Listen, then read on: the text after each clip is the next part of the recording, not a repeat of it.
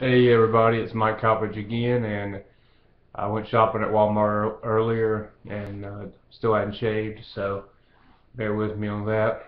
I'm gonna get cleaned up here shortly, but first I want to talk about University Lab and what they bring to the table this year. Because after they lost to John Curtis in the state championship game last year, I made the comment on Facebook that U-High might have the best team in the state this year. And I know I've been saying that about quite a few teams, and the reason is there's a lot of teams in the mix. There's a lot more parity this year in Louisiana, excuse me, in Louisiana this year than sometimes existed in other years. Uh, for example, you don't. This isn't a situation like a few years ago where John Curtis won the national championship, and you knew that Curtis was obviously the best team in the state. So looking at U-High, they're a very interesting team, and for me, it boils down to three of my favorite players being on their roster. You start off with Nick Brossette, who is the senior running back committed to LSU. I think he's the best player in the state among Louisiana seniors. I know there's a lot of debate about that. I love the guy's productivity. I know he's not a burner, but he's fast enough. He's a big guy. It's hard to bring down. He's somebody you don't have to worry about getting in trouble off the field. He's somebody you don't have to worry about giving 100% on the field and in the weight room and on the practice field. So Brossette is one of my favorite players, and he rushed for over 2,000 yards last year, and who knows, he could get 3,000 this year possibly if they go to him that many times. Of course, what I would love to see happen would be for Coach Mahaffey to put Dylan Moses in the backfield with Nick Brossette and run the veer. I know that's not the plan for the Cubs, but Dylan Moses is, of course, the only 2017 five-star player in the country, and he is, of course, another LSU commit. And he lived up to the hype last year at linebacker for U-High. He had over 20 tackles in multiple games, and it was pretty hard to live up to the hype that he had on his shoulders heading into last year as a freshman player on the varsity level, and he did it, and he exceeded the hype. So I mean, hats off to him and his family, and it's going to be great over the upcoming years as he's got a couple of younger brothers who are going to be coming up through the ranks in the future.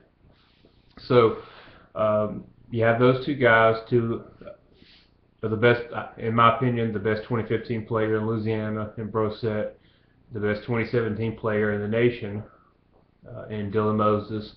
You have Manny Miles back to run the offense. There is some concern with losing two great linemen like Drew Moore and Garrett Broomfield, because those guys were able to really open some huge holes for Nick to run through.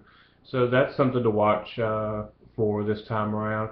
When you look at U-High last year, they beat some really good teams. They beat Teurlings Catholic twice. They beat Parkview Baptist twice, and their offense was just phenomenal.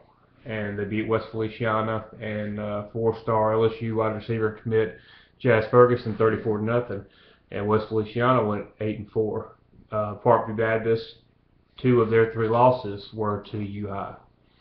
Teurlings Catholic, I believe they lost four overall, and two of those were to U-High. And it looks like Teurlings and U-High will be meeting early in the season this year. That's going to be a nice game to keep an eye on, because Teurlings should be good. I mean, they're always good. They have Gavin Royer, who's an excellent underrated player. They have a big 6'6" quarterback named Cole Kelly, who is a phenom on a basketball court as well. You know, the only game UI lost last year was to Curtis, and you could see that that was what was going to happen coming into the game, because UI had not played in the Superdome, and Curtis lives in the Superdome, so that game really played into Curtis's hands with the intangibles heading into the game. When you play in a dome environment, when you're playing under the lights of an indoor atmosphere, an unusual kickoff time, that's a big advantage that John Curtis had coming into that game. So it wasn't a surprise that Curtis won, but UI is certainly capable of taking the state championship this time around.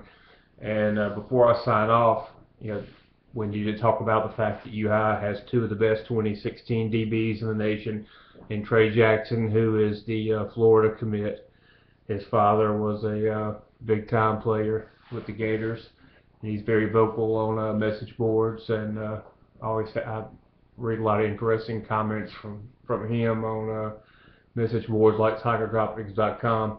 And then I said UI has three of my favorite players. The other one is Malik Antoine, and most people have him as a 3-star. I think this guy's a 4-star talent.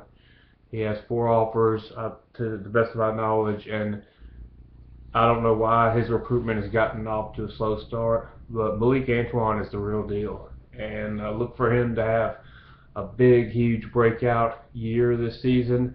And I'm looking for UI to run the table all the way, undefeated, not lose a game, and take state this year. So that's what I see for the Cubs. I know I went on a little longer than usual this time. I apologize for that. Appreciate your time watching as always, and hope you enjoyed it. I'll get back with more stuff to you guys in the future, and I'll be having some articles coming out probably in the near future as well. So I'll keep you posted on that. Peace. I'm out.